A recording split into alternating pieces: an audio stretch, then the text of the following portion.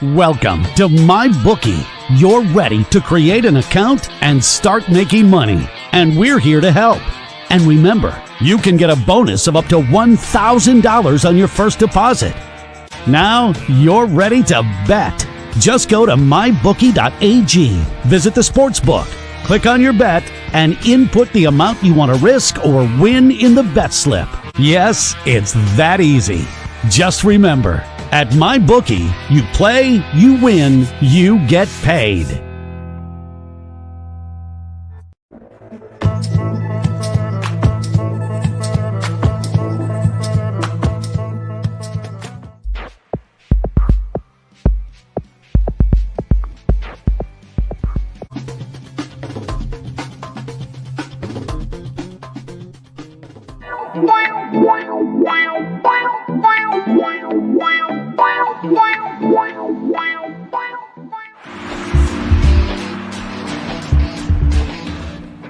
Change your game with the all-new Pro Rock Hockey Stick, a Canadian company providing a top-of-the-line twig at an affordable price. Pro Rock sticks are extremely lightweight, balanced, and provide the perfect kick point. Get your fully customized stick today at ProRock.com. Play like a Pro Rock.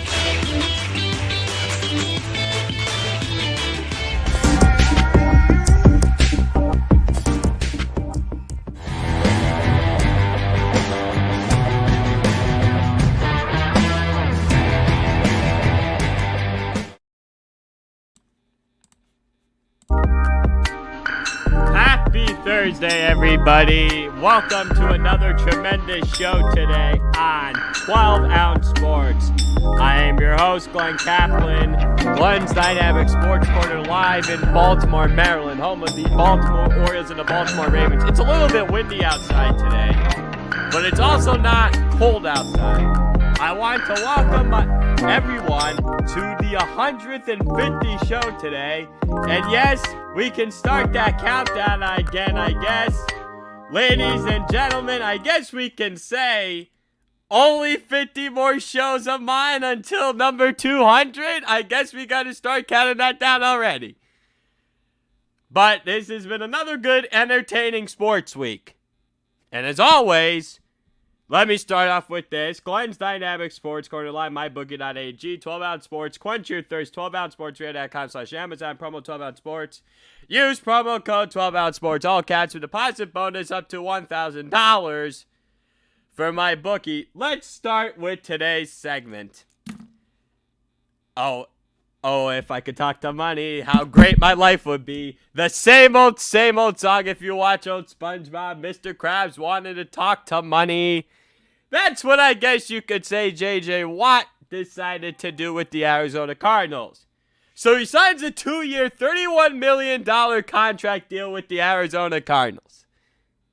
And the first thing that came to mind when he signed that contract, I'm sitting here, I'm like, this guy don't really give a bleeping rip about winning now, does he? Had he actually given a bleeping rip about winning, what teams would he have chosen? The Indianapolis Colts, the Tennessee Titans, the Buffalo Bills, the Green Bay Packers, and the Kansas City Chiefs. And yet, you choose the Arizona Cardinals. Why? On what planet are you choosing Arizona? Yeah, I get the weather thing and probably doesn't want to have two houses with him and his wife. I get it. But to sit here from a football decision and wanting to win the Super Bowl, you talked about how poor as of a franchisely run the Houston Texans are, and yet you go to the Arizona Cardinals, let's see. San Francisco 49ers, they're better than the Arizona Cardinals. The Los Angeles Rams, they're better than the Arizona Cardinals. The Seattle Seahawks, maybe slightly better than the Arizona Cardinals. And you choose Arizona out of all the teams in the NFC West, in that NFC division. You could have played with your brothers for a discount with TJ and Derek Watt. You could have gone to a Super Bowl contender. But no, you chose the money. You're like Mr. Krabs. Would you rather winning culture or would you rather the money? You know what it's like? Mr. Krabs, so I'm going to give you a perfect comparison here. I'm going to compare Mr. Krabs and SpongeBob as the top tier guys in the organization because with SpongeBob and Mr. Krabs, they're great together. And then there's this part of the Flying Dutchman that Mr. Krabs chooses 62 cents and being cheap rather than being with the best of the organization. So JJ Watt's like, oh, let me take the money instead of choosing the rich organizations. That's what it seemed like here to me. And JJ Watt pulled the Mr. Eugene Krabs and chose the money rather than being a SpongeBob and being loyal. What I mean by loyal, I'm not referring to the Houston Texans here. To a much higher and bigger organization rather than the Arizona Cardinals itself.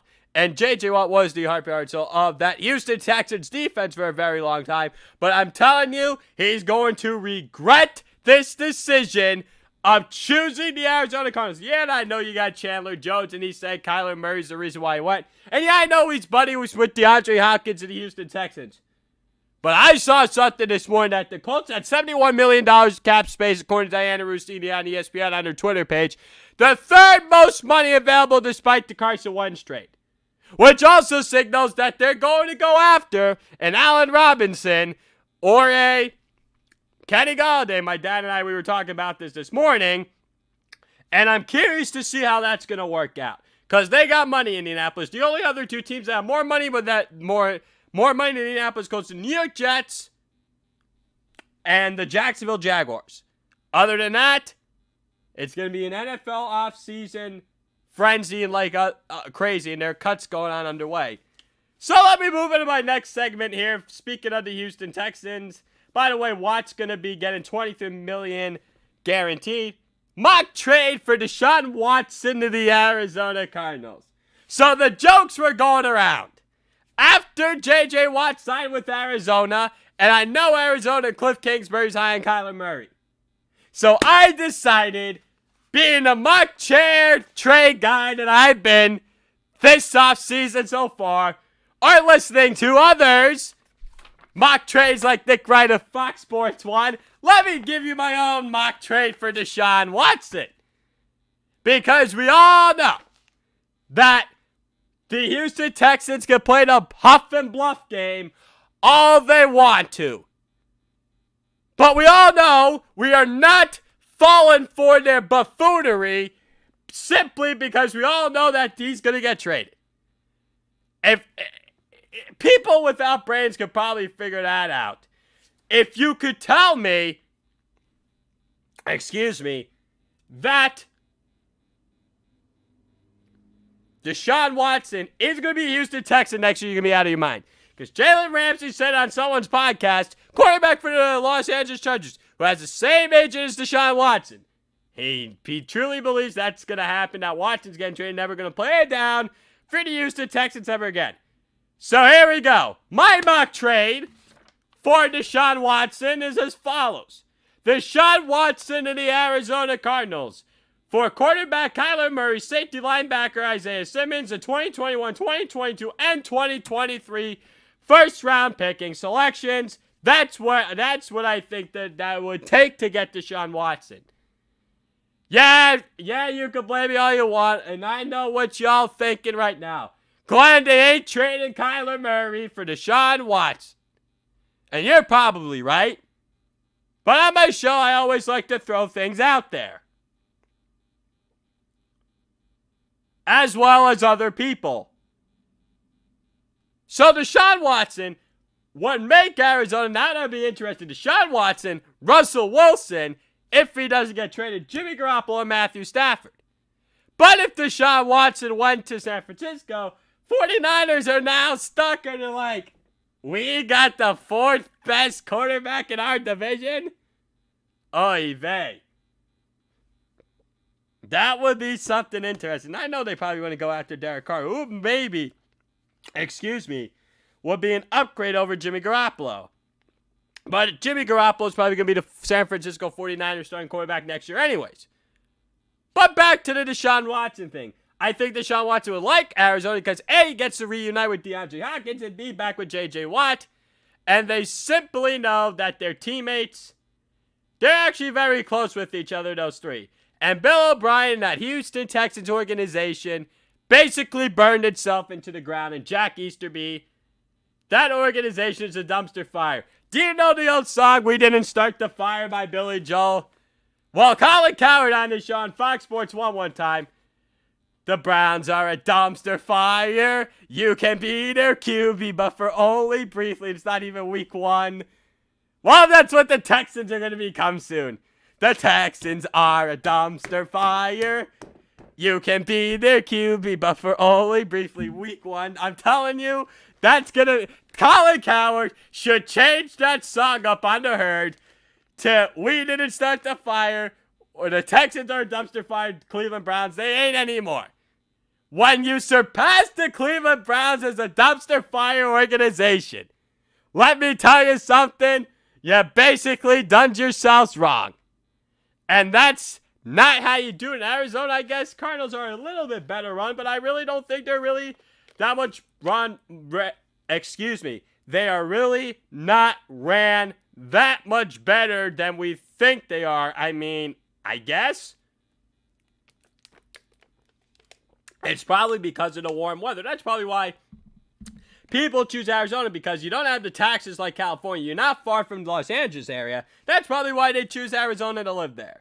Probably wouldn't be a bad thing for Deshaun Watson after all. I know the Houston weather is fine, but the organization's a complete... We know what the organization is. It's not well ran. And I think to myself, it's like, with these organizations, it's a well run. And I think, are these organizations well run, or are they just really dumpster fires? The truth is that some of these organizations are complete dumpster fires and nothing else. That's what the Houston Texans is. Arizona Cardinals, I guess, is a little bit better. But that Deshaun Watson mock trade probably ain't going to happen. I'm just throwing it out there. And as for J.J. Watt and the whole 9 yards, we're never going to know why he chose it. As I said with J.J. Watt, it's all about the money. And for Deshaun Watson, he just wants to be somewhere out of Houston. I really don't think he cares at this point where it is. Ladies and gentlemen, it is that time of year again.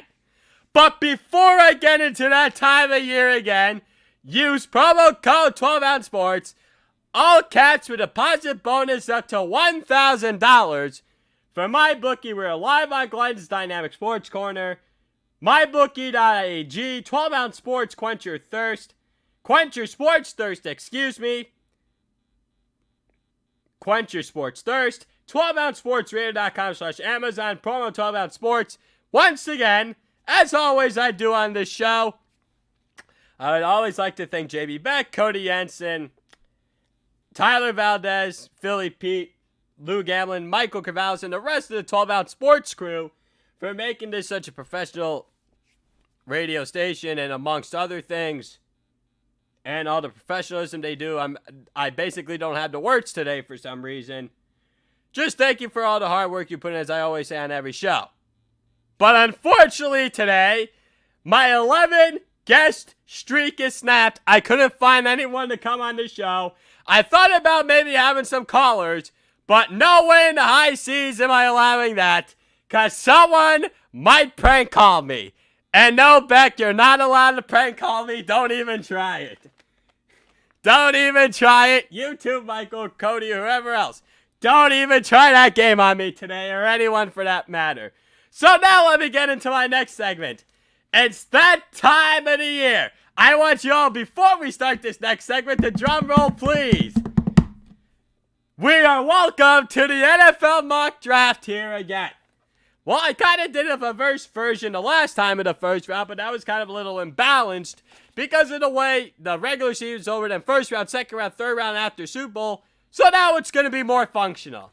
We're going to have the first 32 picks in my NFL draft today, and then at some point down the road, sometime in April, I'll probably have a 2 or 3 round mock draft. Without further ado, let's get started. So I did one version, as I said, NFL full round 1 mock draft. I did one version of an NFL mock draft back after the postseason, but that was in bits and pieces. We will see where this full version takes us this time around. This is one of my favorite show segments ever. Don't worry, folks. As I just said, I'm going to have a 2 to 3 rounds NFL mock draft segment right before the NFL draft comes in April or May. So let's start with the number 1 pick. The Jacksonville Jaguars. Can y'all take a guess who they're going to take number 1 overall? Trevor Lawrence, quarterback Clemson. You know how close Urban Meyer got to him during his pro day at the University of Clemson. Trevor Lawrence, they're saying he's the next big thing at quarterback and the best quarterback prospect since John Elway. And that's not a surprise. So the Jacksonville Jaguars will get their man at the quarterback position, and they're probably set for the next decade. The number 2 pick, the New York Jets select Ja'Marr Chase, wide receiver, LSU. Don't give me this nonsense that the Jets should take offensive lineman number 2 overall. If they don't keep Darnold, they're probably going to sell the pick.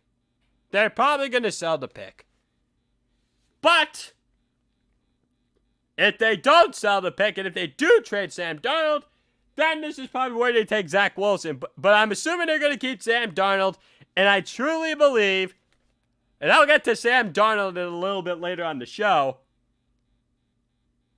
that they're going to get Ja'Marr Chase, a wide receiver from LSU, and I think they need to build around him.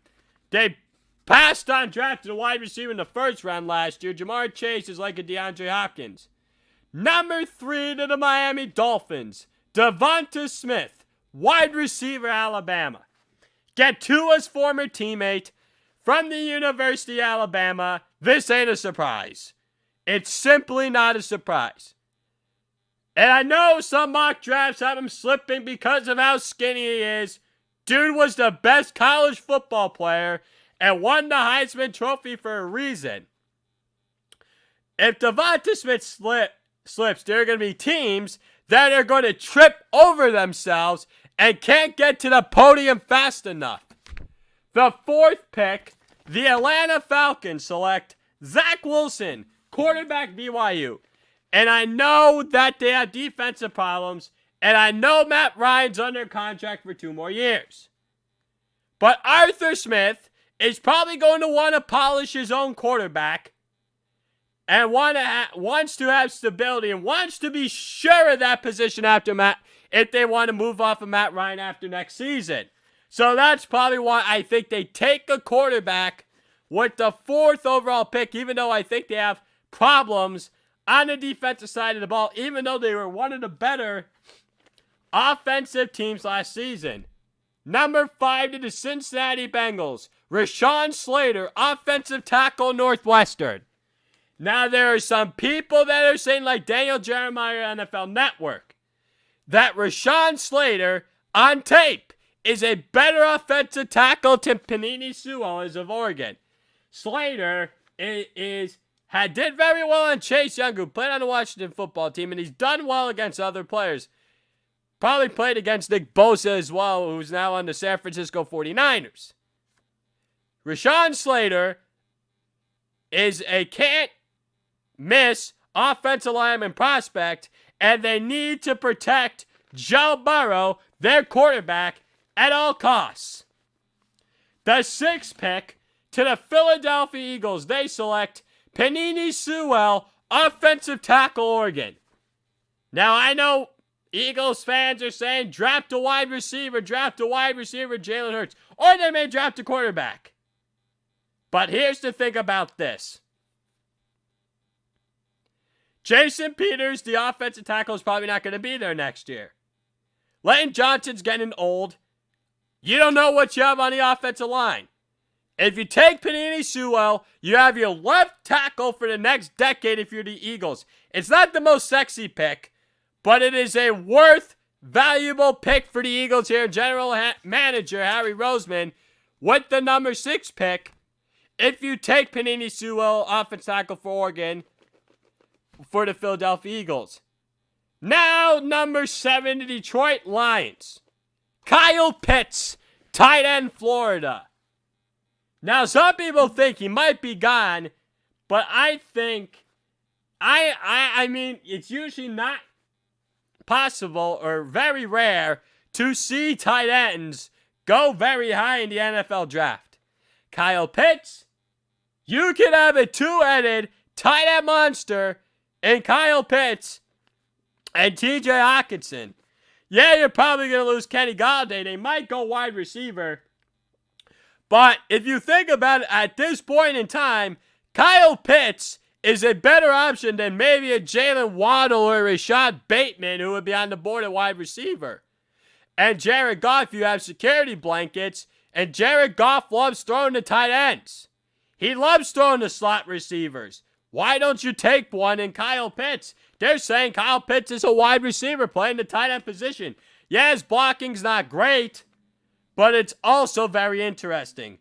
If the Detroit Lions took Kyle Pitts, tight end from Florida, Lou Gamlin, I hope you like that pick that I chose. Number 8 to the Carolina Panthers. Trey Lance, quarterback, North Dakota State. They're so done with Teddy Bridgewater.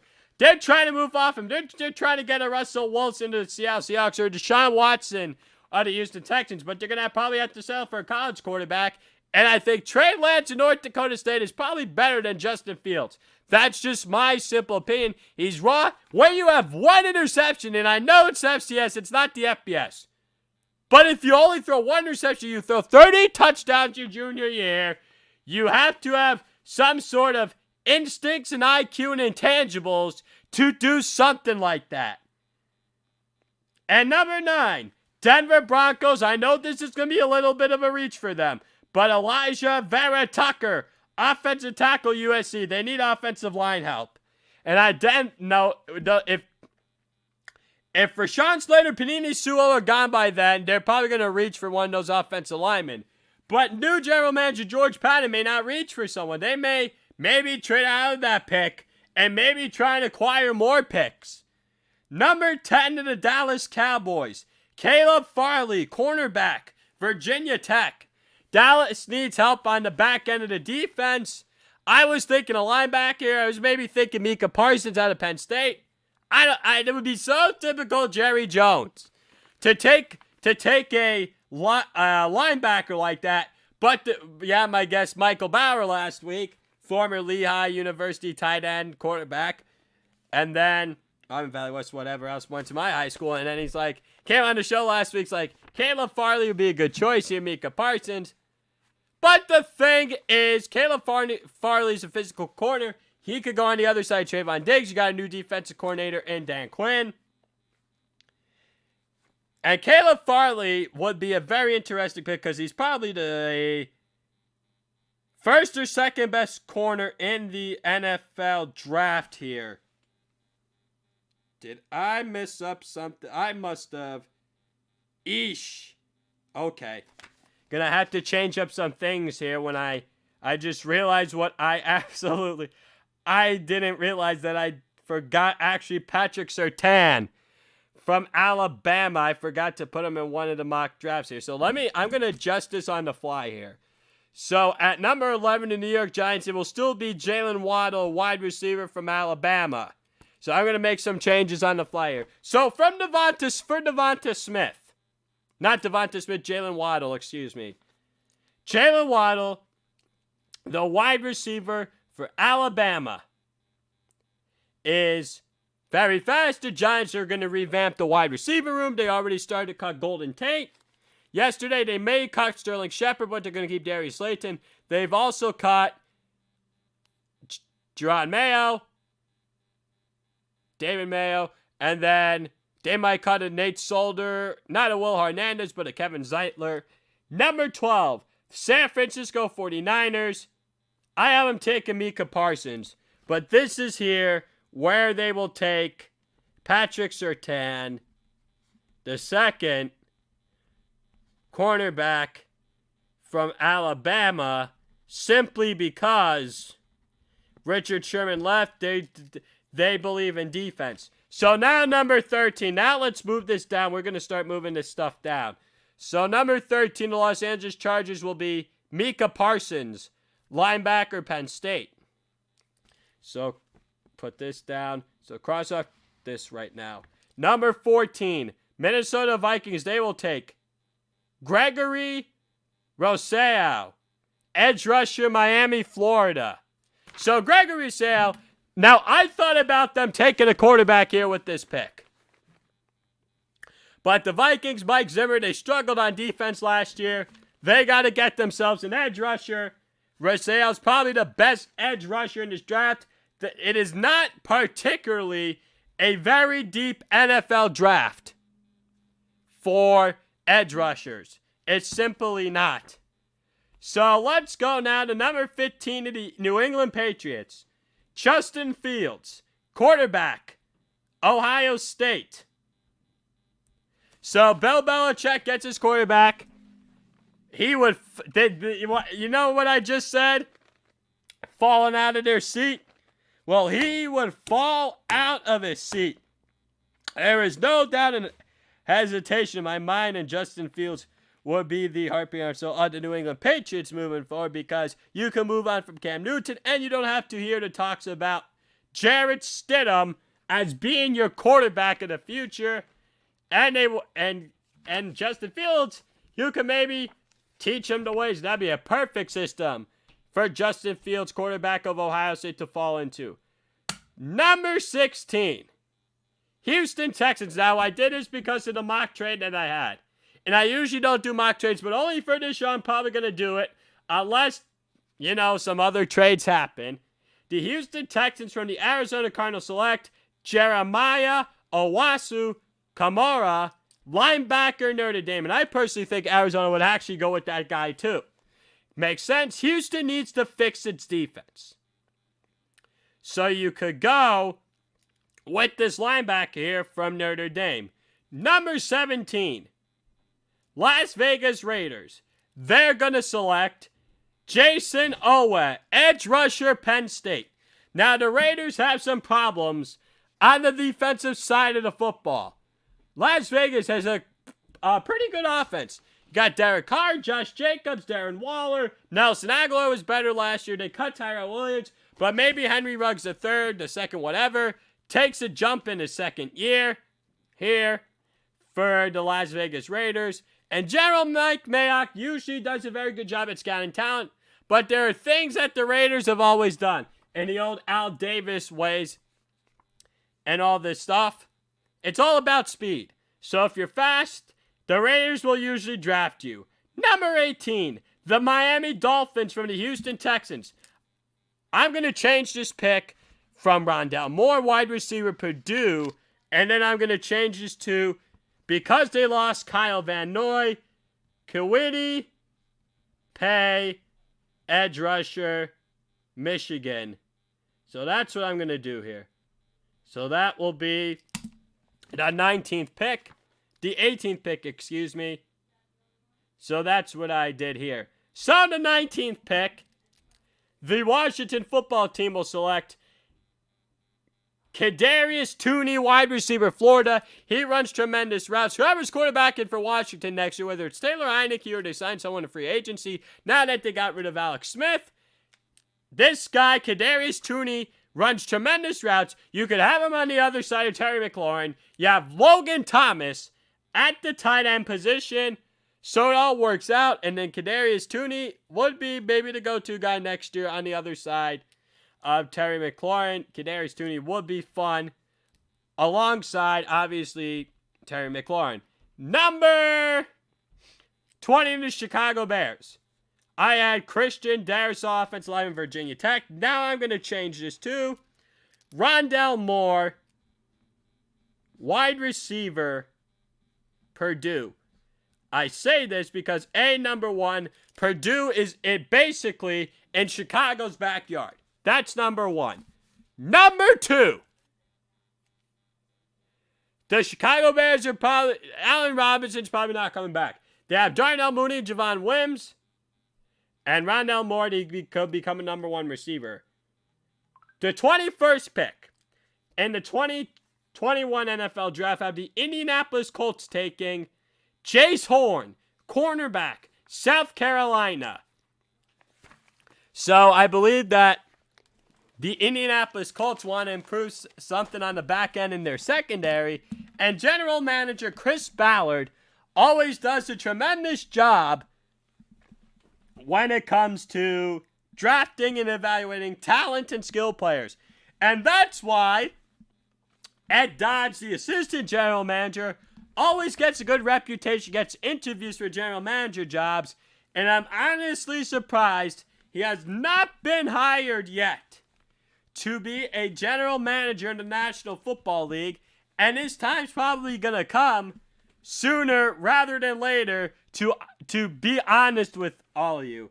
So, the 22nd pick, the Tennessee Titans select Jaelan Phillips, defensive lineman, Miami, Florida. Now, the Tennessee Titans had a major problem last season, rushing the passer, getting to the quarterback. They were last in the league in sacks. They lose out on getting J.J. Watt. They don't know if they're going to bring back Jadeveon Clowney. He'd like to come back, but all you have is Jeffrey Simmons. Yeah, maybe you could bring back Joel Casey now that he got released by the Denver Broncos. But the honesty and the truth of the matter is, Tennessee needs to stock up on defensive talent, especially on the defensive line in this draft, and it's going to come at a premium for them. So you better take the best defensive lineman or edge rusher on the board if you're the Tennessee Titans. Because general manager, and he's actually the president of football operations too down there, John Robinson, is going to have to basically hit on everything. He also whiffed on Vic Beasley, the outside linebacker last year, who they signed from the Atlanta Falcons. And, you know, with Jadeveon Clowney coming from the Houston Texans, and when you lose out on J.J. Watt from the Houston Texans, then it's just a problem for them. So you better find that talent in the NFL draft this year. So now let me get to the number 23 pick here. The New York Jets from the Seattle Seahawks select Najee Harris, running back, Alabama. So they don't have a 3-down back. As I said earlier in the first round for the New York Jets, you select Jamar Chase, a wide receiver, Alabama. Now get Sam Darnold, a 3-down running back, a legitimate 3-down running back, and now you will have some toys for offensive coordinator Mike LaFleur to play with, and he can now get creative in his offensive schemes. And head coach Robert Saleh, who was with the San Francisco 49ers last year, and LaFleur was the passing game coordinator for the 49ers under head coach Kyle Shanahan for San Francisco, can now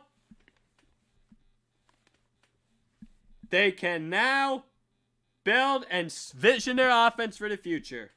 Number 24, the Pittsburgh Steelers select Alex Leatherwood, offensive tackle, Alabama. They're going to have to revamp on that offensive line a little bit. You had Marquise Pouncey retire, and get Alex Leatherwood from the University of Alabama would be a good choice for the Steelers. Blue-collar toughness. That's what Leatherwood would represent.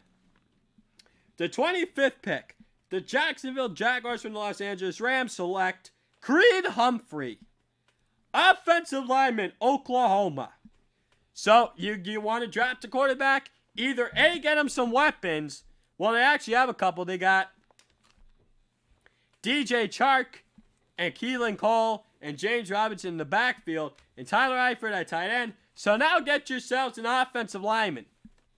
My brother Jacob, he's like, yeah, maybe they could sign Hunter Henry at tight end. When free agency comes, get Trevor Lawrence another weapon. I'm curious to see how many people would actually go to Jacksonville because of Trevor Lawrence. I know that organization has not been ran great, and I know they struggle to get fans. I understand all that. But, as I always say with the truth of the matter, the Jacksonville Jaguars maybe could be a destination because of Trevor Lawrence moving forward. Trevor Lawrence and Creed Humphrey, that would be a nice match here. Number 26. The Cleveland Browns select Trevin Moehrig, safety, TCU. They struggled at safety. And Jamie Beck, I hope you like this pick for the Cleveland Browns. Trevon Moehrig, safety from TCU, will maybe shore up the back end for the Cleveland Browns defense, and he's probably the best safety in this draft. It's possible he may not go till the second round, but because the Cleveland Browns are thin at that safety position, need to improve at the safety position, that's where they go, and that's what happens when you trade it away. Jabril Peppers in the Odell Beckham Jr. trade, wide receiver a couple years ago, he's probably going to get traded, and you may also trade tight end Austin Hooper to get some defensive help, because I like when you got what? Rashard Higgins, Jarvis Landry, Donovan Peoples-Jones, then you got David Njoku and Harrison Bryant. So that's what I feel like here for the Cleveland Browns. We're drafting Trevor Morwick, safety TCU. Now, number 27 to the Baltimore Ravens. And Baltimore Ravens fans are going to like this one. They select Rashad Bateman, wide receiver, Minnesota. So you got Lamar Jackson, a weapon on the outside. You got to get creative in the passing game. You may see the Baltimore Ravens draft some multiple wide receivers who can change the game. Because Marquise Brown is a nice slot receiver, but he's not a number one. Dez Bryant's probably not coming back. He appreciated the time he had with the Baltimore Ravens, though, and he's glad that he had an opportunity and all that stuff. And then you had Miles Boykins Willie Snead IV's So, yeah, Rashad Bateman fits the bill, and I'm pretty sure a lot of Baltimore Ravens fans will be happy about that. Because Rashad Bateman, in this situation, because I've seen it come up on my Instagram page in the Baltimore Ravens fan groups with him. Number 28, the New Orleans Saints, the shock of the draft. They select Mac Jones, quarterback, Alabama. Ladies and gentlemen, I know what y'all thinking right now. Number one, I haven't heard about a Drew Brees retirement yet. Is he thinking about coming back for the New Orleans Saints? That's number one. Is he also thinking about maybe Jameis Winston doesn't come back and maybe goes to the New England Patriots if Bill Belichick doesn't find his guy? Is that possible? Because Mac Jones, if Brees comes back and if they let Winston go, because Taysom Hill's not the future, Mac Jones can learn a year under Drew Brees. And then I think Mac Jones does not turn the football over like Jameis Winston does. So Mac Jones could be a very interesting selection here. I know a lot of people think I'm crazy for letting him slip this far, because some people think he's going to be gone by the teams, which I think is utterly ridiculous and honestly blasphemous if you ask me about that. But Mac Jones would be the most intriguing pick for the New Orleans Saints at number 28 here. And the truth of the matter is, the New Orleans Saints are going to be, that would be one of the most intriguing picks of the entire NFL draft with the 28th pick. So now let me get into the 29th pick for the Green Bay Packers. They select Elijah Moore, wide receiver, Ole Miss. Are the Green Bay Packers once and for all going to treat Aaron Rodgers the way he has to be? Because they didn't get him a wide receiver in last year's draft class. And some people are like, last year's draft class was deep, but some people think that this year's draft class is even deeper. And Elijah Moore is very fast.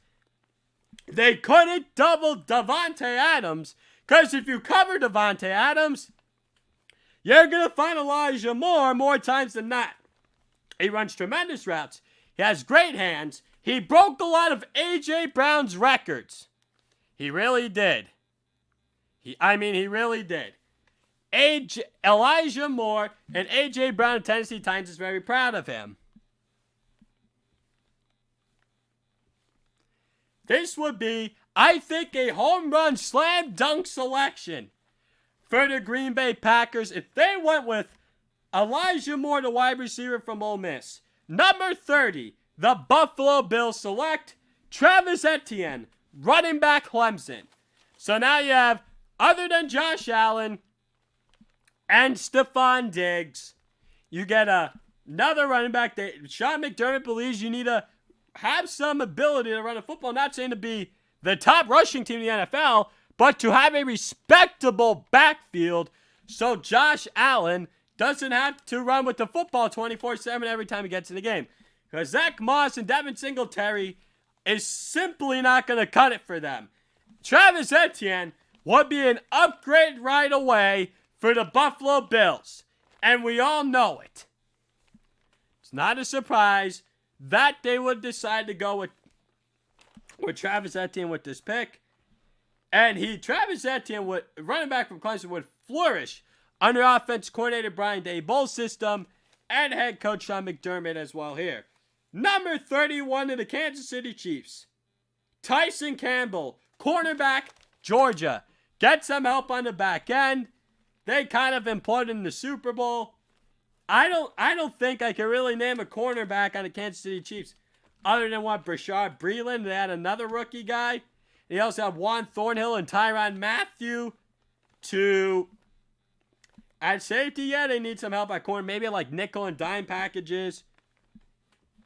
And Georgia, remember a couple years ago that the cornerback from Georgia, DeAndre Baker, was a complete and utter bust.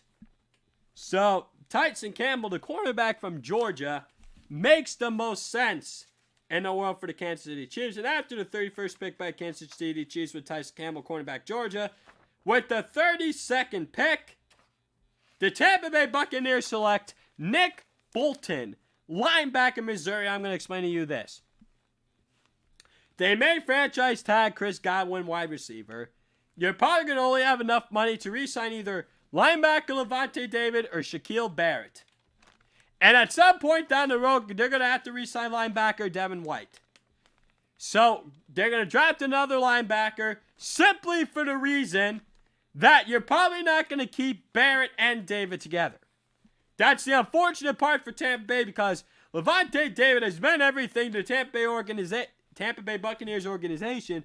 And I'm sure General Manager Jason Light knows a thing or two about that, about loyalty and reward.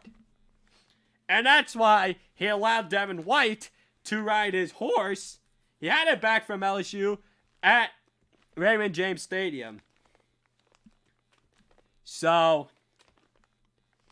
that's going to be one of the most, I think, intriguing selections for Tampa Bay Buccaneers if they go with Nick Bolton, linebacker from Missouri, because he's going to be very athletic and would fit under perfectly in a Todd Bowles defensive coordinator scheme system because he loves to blitz. He does it like there's no tomorrow, and it would be absolutely crazy. It's just absolutely crazy that you could add just another weapon to his defense if you go with Nick Bolton with the 32nd pick for Tampa Bay Buccaneers linebacker from Missouri. So, I hope you all enjoyed that mock draft segment. And sorry, ladies and gentlemen, no guest today. I will have a guest on Monday, though. Tyler Valdez from the 12 Ounce Sports Network here. He will be joining me live on Monday morning at around this time, 11:45 a.m. Eastern Time. And we're going to probably discuss about the NBA All-Star Game itself and what to expect in the second half of the NBA season. So if you missed me having a guest today on today's show, don't fret, ladies and gentlemen. I will have a guest once again on Monday morning, and it's going to be fun. And then there might be a couple of weeks where I just might go no guest intentionally because they're going to be like some segments I'm going to want to cover. And especially with March Madness coming up at this 11:45 a.m. Eastern mark on this Thursday, March 4th, on the 150th show here. And I can't believe I only have 50 more shows until number 200. I can't believe it feels like just yesterday I started my first show on here. Here I am today. Hard work and dedication, that's what y'all, I guess, all appreciate me for, right? Even though I don't get paid for this stuff, I guess it all swell ends well. Now let me go to Sam Darnold to be traded. As I mentioned a little bit earlier in my mock draft segment, General Manager Joey Douglas has admitted during his press conference on Wednesday that they are taking calls for quarterback Sam Darnold. The question is, will they move off him, or will they draft quarterback Zach Wilson of BYU with the number 2 overall pick?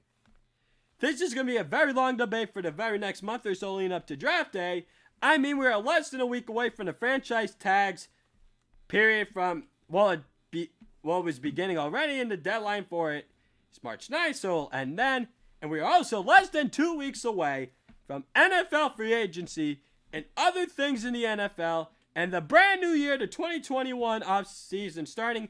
It already has started with an exclamation point, I guess, here. So, Dak Prescott wants Patrick Mahomes like money. Dak Prescott doesn't deserve to get Patrick Mahomes money. It is utterly ridiculous that so many players are chasing the money these days more rather than winning. While I guess this is why people hold out, and while I guess it is more about the player and what it says about them. While I guess it, like I've said before, Dallas Cowboys owner Jerry Jones would have signed Tony Romo to a contract extension by now if he was still the starting quarterback. The Dallas Cowboys would honestly be better off if they had their own, I can't believe I forgot this, general manager. So if they had their own general manager, and I gotta say own president of football operations, that's what Jerry Jones needs, in my opinion. So, I'm done from the NFL through this first 47 minutes. Now let me get into some hockey in the final 11, 12, 13 minutes of the show here. So, Sidney Crosby of the Pittsburgh Penguins happens to land on the coronavirus list. He's on the NHL COVID protocol list. So, Sidney Crosby was placed on the list right before Tuesday night's game against the Philadelphia Flyers, and also assistant coach Todd Reederin was also placed on that list. On Wednesday, head coach Mike Sullivan wasn't able to commit on how long they are going to be out for. He mentioned that this is more of it being in the NHL's hands, rather it being in their own hands as well here. So let me get into the game segment from Tuesday night on NBCSN between the Philadelphia Flyers and the Pittsburgh Penguins. So let me just say this. And I was thinking about this, and I posted this, and no, I wasn't trying to jinx anything. It happened to be a jinx, but it actually also worried me. The Philadelphia Flyers defeated the Pittsburgh Penguins the first 2 times in convincing fashion. They whooped them. I'm not going to sit here and lie about it. When the game was scoreless in the second period, and when Joel Farabee scored the game's first goal for the Philadelphia Flyers, at the 2:32 mark of the second period, and it was assisted by Couturier, I said, are the Philadelphia Flyers going to really knock out the Pittsburgh Penguins out of this playoff contention by the end of the week? And I say this because Philadelphia is playing Pittsburgh 2 more times. Playing each other 3 times in a row. Did you see what the Toronto Maple Leafs just did to the Edmonton Oilers? 3 times in a row?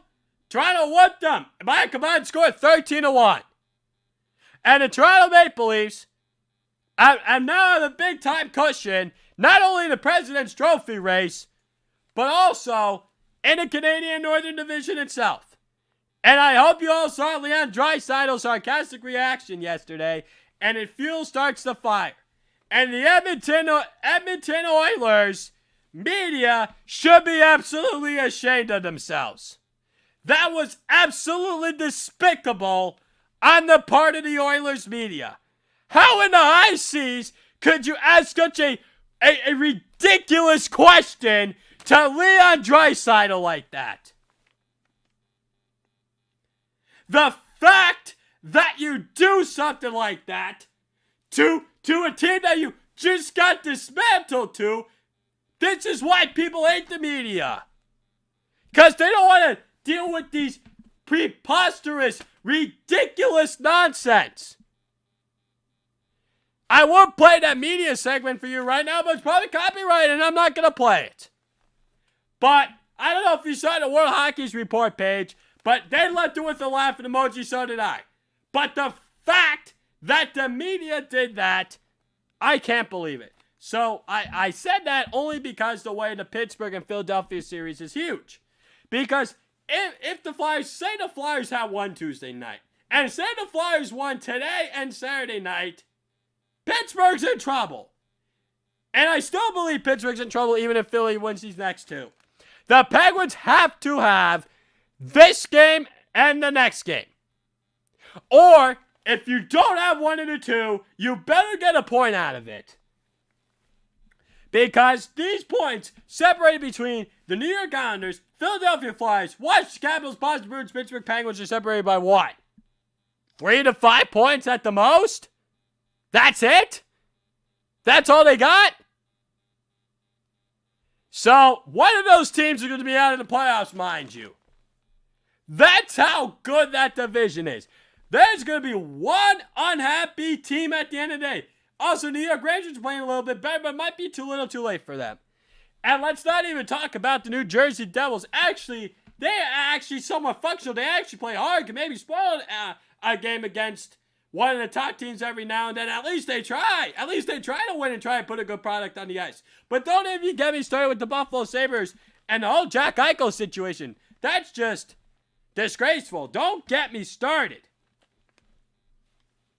So, with the Pittsburgh Penguins, they had 2,800 fans in the arena, and it was considered a sellout in that 5-2 win, and it was their 610th consecutive sellout at PP James Arena in Pittsburgh, Pennsylvania. And I've been there for a few hockey games with my mom and dad before, and that's been an absolutely wonderful treasure, and the fans there are absolutely wonderful and fantastic.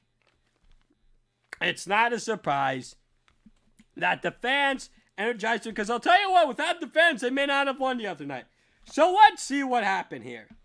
Other than the first goal in the second period after no goals being scored in the first period, Kasperi Kapanen, 3:39 mark, assisted by no one. He had a great, tremendous shot in the play, faked Carter Hart out of his shoes, and he said he learned that move from Jason Spezza from the time he was with the Toronto Maple Leafs.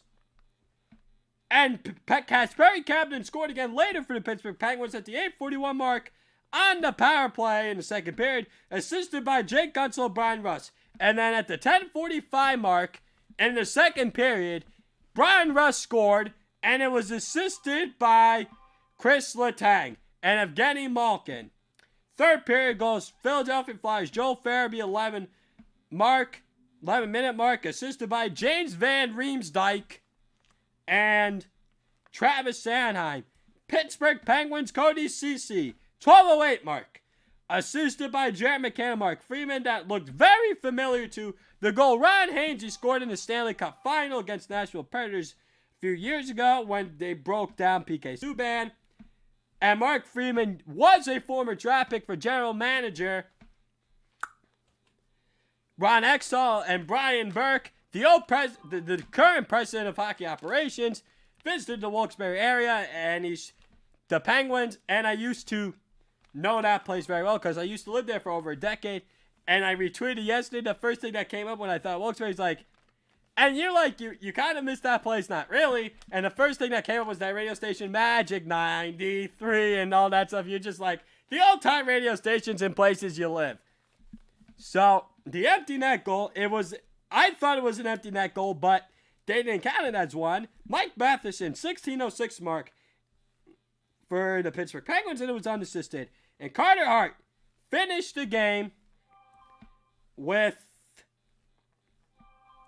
22 saves for the Philadelphia Flyers, and his road struggles continue. And Tristan Jarry finished the game with 40 saves for the Pittsburgh Penguins, and he continues to play well for them. And he played effectively and efficiently in his last 10 to 15 games for them. And he will be the starter tonight once again for the Pittsburgh Penguins, according to head coach Mike Sullivan. So now last thing for today, Washington Capitals versus the Boston Bruins NHL game recap from last night. So Zdeno Chara was the longtime captain for the Boston Bruins, went to 3 Stanley Cup Finals, won 1 Stanley Cup.